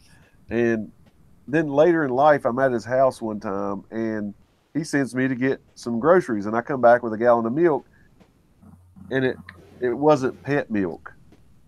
And he said, "You didn't get pet milk? I can't drink that." And I'm like, "Oh, okay. So while we were drinking powdered milk with our cereal, you were developing a sensitive palate where you can distinguish between, generic milk and pet milk. Glad to know, Dad. Pissed me off so bad." Yes, I am sure that gave you the red ass 100%, because powdered milk, I have some just in case, Right. And you never know when the apocalypse is going to happen. I have powdered milk, people. I also have soy milk like that, Yes, very prepared over here. Couldn't believe he said that. Do you I've never tried powdered milk from here, but like when I was younger, we used to have that. Anybody actually ate it like with a spoon? Have you ever tried it? No. It's very sweet. It's very sweet, creamy, and it's so weird because they used it where I'm from. They basically used it like for, I don't even know why. We used to make treats out of that stuff, like really good stuff. And you were never supposed to do that because you can choke on it. It's very powdery, like very odd texture. Yes. As a kid, I would take a spoon, make sure nobody watched, place it upside down, obviously spilling it all over myself, and then hold it there and try to get it, and it would get stuck in there too. It was like the craziest childhood stuff. Yeah, because would never do that now. Yes, it's powdery, and there's little tiny balls in there. Yeah, you could choke on that, not even knowing. Yeah, so that dangerous stuff. Don't do it. Don't do that, people. Bad for you. Oh, you guys, y'all are so much fun. Well, let me ask this question, though. Let me reel us back into the chapter, and then we can BS after a lot. Okay, did anybody think, like, God, Littlefinger, you know a lot about the Faceless Men. I mean, you kind of know, like, kind of how much they would cost, and I mean, you at least sound like somebody who's made a discreet inquiry, is what I mean to say. That's how you feel. Twice. Exactly. Yeah. Yeah, I think he mentioned it in the council meeting, and then when he was talking to Ned at the end, I think he said they're expensive. Yeah, I thought of when he was at the tower of where Ned was, he mentioned what was it? Let's see, an army versus the common sellswords. So what if, like, Cersei, probably, who knows? There's this army that may be bought, may not be bought by using the money. But what if somebody for future, now that he's mentioning it, like to kill a princess, basically, Facemen to kill a princess. What we have Arya, right? The only princess or queen is Cersei. Who knows? Bringing this up now, faceless men killing a princess. What about faceless men killing a queen or somebody paying for that? I wonder, but who would pay for that if they couldn't get to her? I wonder who would want her dead, like really dead. Dany, or maybe Jon, maybe Sansa. Dead. But also, I mean, because it's mentioned twice that they're extremely expensive. And I know why Peter was worried about it, because as readers, we know that he's been kind of robbing Peter to pay Paul for some years now while making himself rich. so we know why he was concerned. But that's the only thing, like, who could afford a faceless man? I mean, maybe Illyrio could. I mean, we constantly get, even Tywin makes a reference to how rich the merchants can be. Yeah, and he's got a lot of money to be able to keep both Varys and Daenerys all that time and hide them. That takes money. Please forgive me, guys, if I seem kind of like out of it for just a second. I'm getting blown up in my text about this Avengers movie, and oh, that's okay. I understand. Sorry, yeah. Okay, well, yeah, I understand. Is that going to be a midnight movie? Yeah. What time is it there? What time? It's 10:43 right now. Okay, well, let's wrap this up so you can get over there to the event. I mean, there might be people dressed up and everything. I know that's how it is when I go. I always get a picture with the stormtrooper. Okay. Eddard finds, and then I thought it interesting, Eddard, when he's sitting finally in his chambers and he's thinking back, Eddard's like, when he thinks back, he's like, Robert will calm down in a bit, out of sight, out of mind type thing. But then he thinks back, well, maybe not. I mean, he was mad about Rhaegar Targaryen. He hates him like it's still 15 years ago. And that really stuck out with me. And then he also makes that comment about some secrets you just can't tell anybody. It's just not safe. And I immediately think he's talking about Jon. Okay. Oh, yeah. Yeah, because I put myself in his shoes, and I'm thinking, okay, let's say you grow up with the guy, your best friend, and I have some buddies I was thinking of when I was thinking of it, and then they become the freaking king. I mean, all powerful, and I don't see them for 15 years.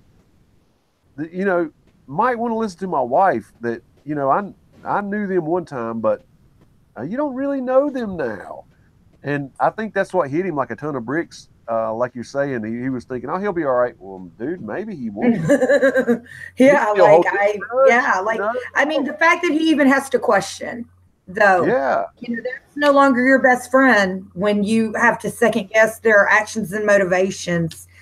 At this time, I want to know, does anybody remember what I said that LMR's book that she's going to be giving the link out to, the name of the book was? Put it in the chat.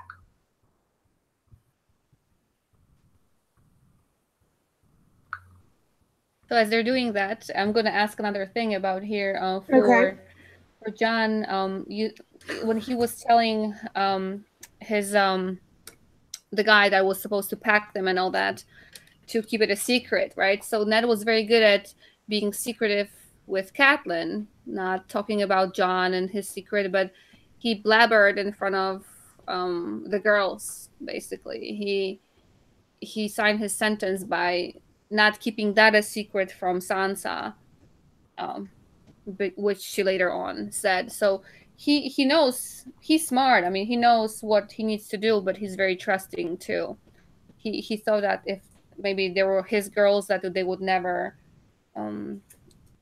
okay, you anything. Guys, LMR, will you go into the chat and would you count cameos? And the reason I didn't tell y'all why to remember that is because I didn't want it to seem like there was any kind of favoritism or anything like that going on in the giveaway. But will you accept Titans as the title to your book, or does it need to be the Titan of Stars? Titan is fine. Titans is fine. Okay, Cameo is our winner.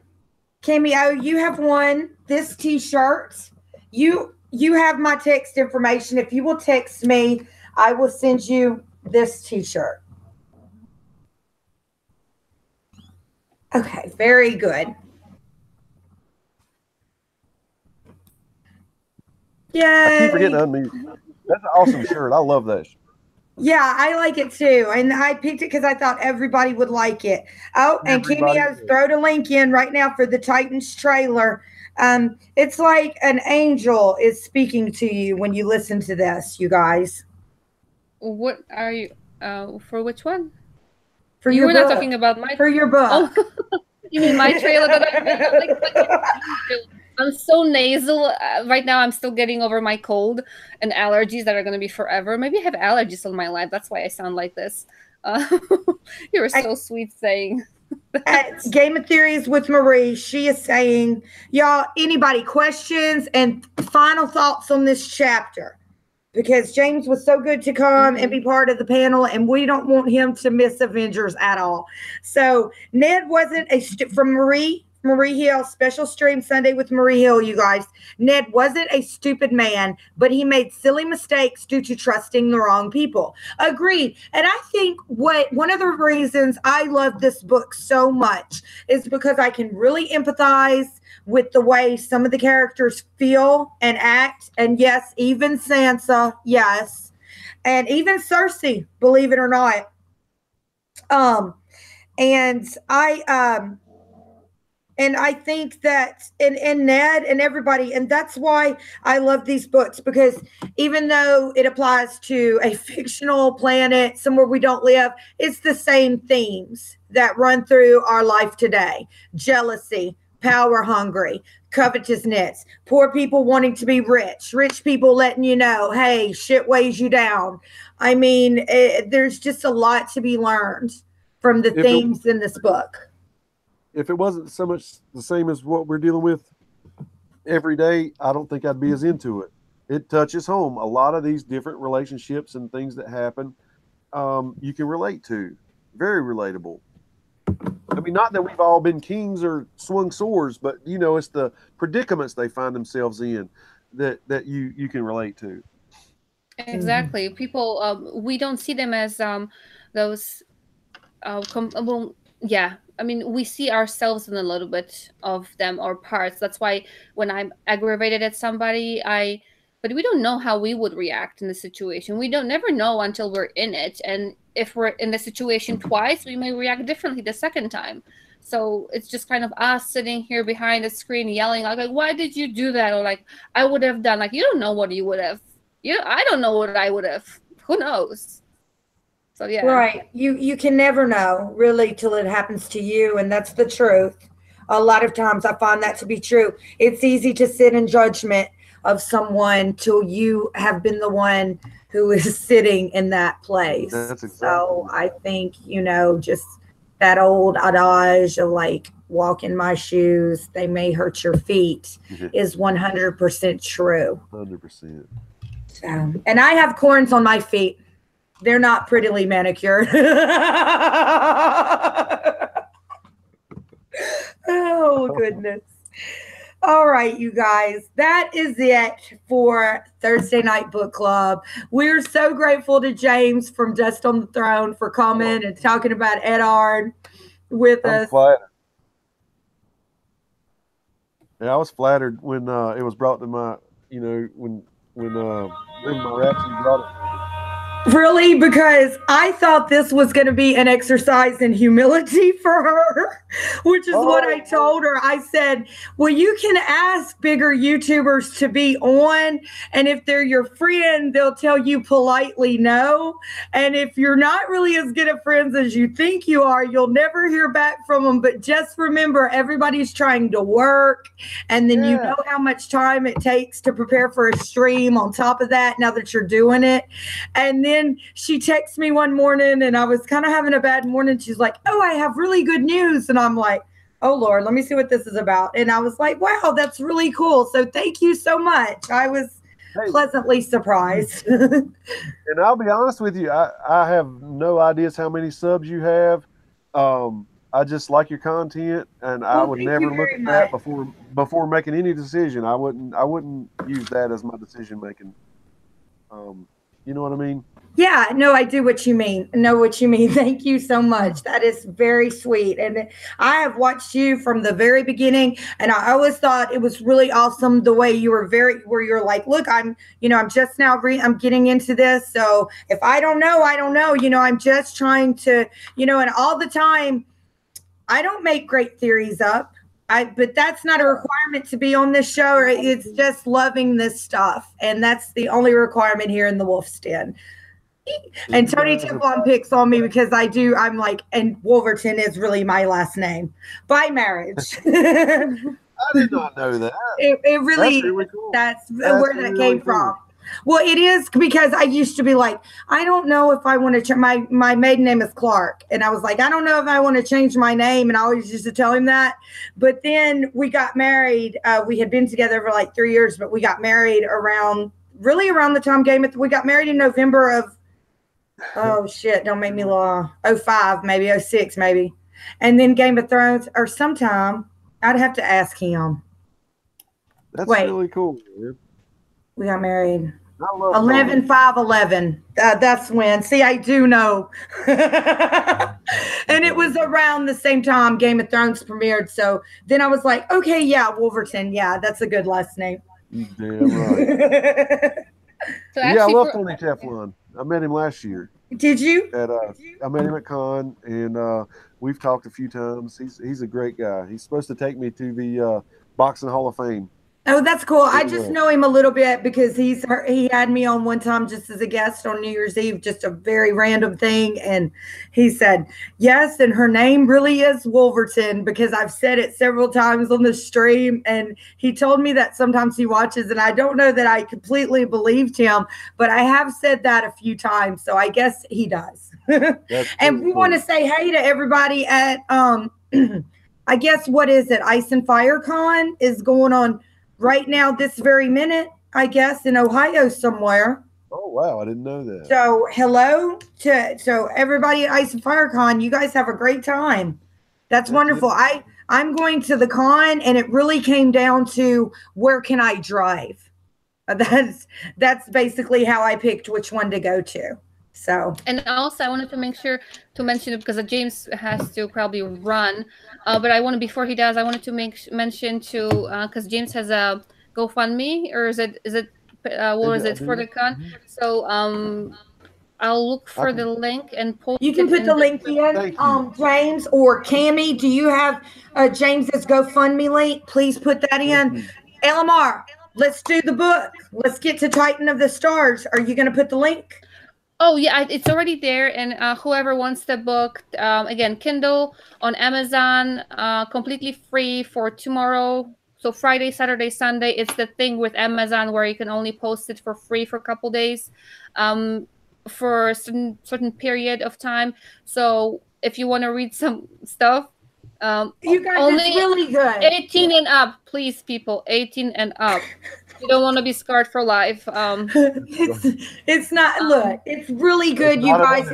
And Game of Thrones is really the first. I have not even read Lord of the Rings, though my husband has. I have seen the movies many times, but y'all, this is really the first sci-fi book I've ever read, and it's got me. It's got me entertained. It's also a bit of adult fiction, a bit of romance, a little bit of thriller and mystery, I would also say. I mean, come on, you guys. It's the Kindle book. And if that's not enough to get you, I mean, come on. You know the author. That's right. You know the author. Right. How many times can you say, I know this lady who wrote the book? That's okay? Exactly. Never. And, so, you can ask her questions on here in the chat or what have you. And I can tell you, she will answer you. She will answer I'm not shy. I can talk. Cool. So again, I wanted to say thank you. I don't know how much time James has, but before we lose him on the stream, I wanted to say thank you for being part of this. I hope in the future, if you would like to join us, I don't know, I'm being bold right now saying this is not my channel, but I'm being needy with that. Like, I would love to have you here. No, so that's fine. Out to this. I usually make the link on Wednesday. Just anytime you want to, we go in order. Mm-hmm. So like next week, guys, what's the chapter? Catelyn, what's this number? 6. So next week we'll be doing Catelyn 6. Just I'll keep our hangout open, and just anytime you want to, just say, hey, can I do panel? Awesome. Yeah. And I'll be like, okay, yeah. So that way I can just put your link in the link and your stuff in the thing. This keeps me on my toes, man. I'm telling you. I think it'd be unwise to not go back and look at these books again. for anybody, even if you're an expert, come back with us and go, or I'm sorry, with Jen, LMR, and go through these with chapters. us. Yeah, because with us. because listen, James, can you put your GoFundMe link in the chat? Cameo says she does not have that link. Do you look? I asked LMR the other day. I said, "Where do links come from?" I'm telling you, man. I swear to, I am terrible with computer stuff. She's helping me, and Me like too. I said, LMR. But where do links come from? That is funny. That is funny. It's better than mommy. Where do babies come from? Laughed. She just went. She just exactly what she did. She said, "I tell you what, go to make the because go to make the live stream thing," and she sends it to me in Hangouts, and I copy it and paste it. But I was like, "But where do links come from?" It's all good. They're we start with a question, and that's all we can get you to. If you don't ask a question, how can I help you? And I'm the helper, so I like helping. Yeah, so it's been great. I love this, and what you do, Jen, here, it's manageable for everybody with a busy schedule. And I do have, like, everybody has a busy schedule. I have a family, like everybody, family life, work, and other crazy stuff going on. And we can read one chapter a week. And if we want to get through this, by the time we need to get through this to know what's going on for the next book, we can do one chapter a week. It is doable. Exactly. Amen to that. Well, you guys, everybody sub to James at Dust on the Thrones. Very interesting channel, and not all the time purely Game of Thrones, but always very interesting and very inviting and very nice. And you guys, please check out LMR's book. I swear to God, it will make you blush like you are as dishonorable as Robert Baratheon. Okay. Oh God, no, I'm blushing. Yeah, I can't pull that link up for some reason. It's just not. It's just spinning around and around. So I'm sorry about that. I mean, I appreciate the offer, but I will maybe put it in the comments of this video. Oh, that's cool. That's cool. Or everybody, you can find it on James's channel. Yes, that's right. Yeah, that's right. GoFundMe link there. But just check out my videos. I'll be happy enough with that. I mean, like she said, it's a weird channel. You never know what I'm going to be talking about. I didn't say weird. I said good. I said good. I don't mean weird. I don't think weird's bad. Okay, different. It's different. It's not the expected unexpected. That's right. It's very, very entertaining and nice people there, so it's always a blast listening to any stories. Like, I think who was it you were talking, I think you were talking with Chris, and there's something about something was off, and we said, or somebody, I think I typed it too, like, I don't care, you can be reading alphabet and we're going to be listening to you guys. Yeah, that's right. You can read alphabet and just that. We have a lot of fun. We have tight-knit family there. It's I look forward to seeing those names in the chat every time I get on there, and it's just a great bunch of people, and they've been very supportive and let me make mistakes along the way, and they're always there to pick me up when I'm down. It's just a great time. Yes, and I just admitted to you guys, I don't know where links come from. That's right. I think you take them off other people's stuff. Maybe. Yeah, maybe. When you have time, Jen, we can go over that, and you'll be a pro by the next couple of videos. So don't worry about it. I think maybe you pull up something that's already made and steal it, kind of. Yeah, there you go.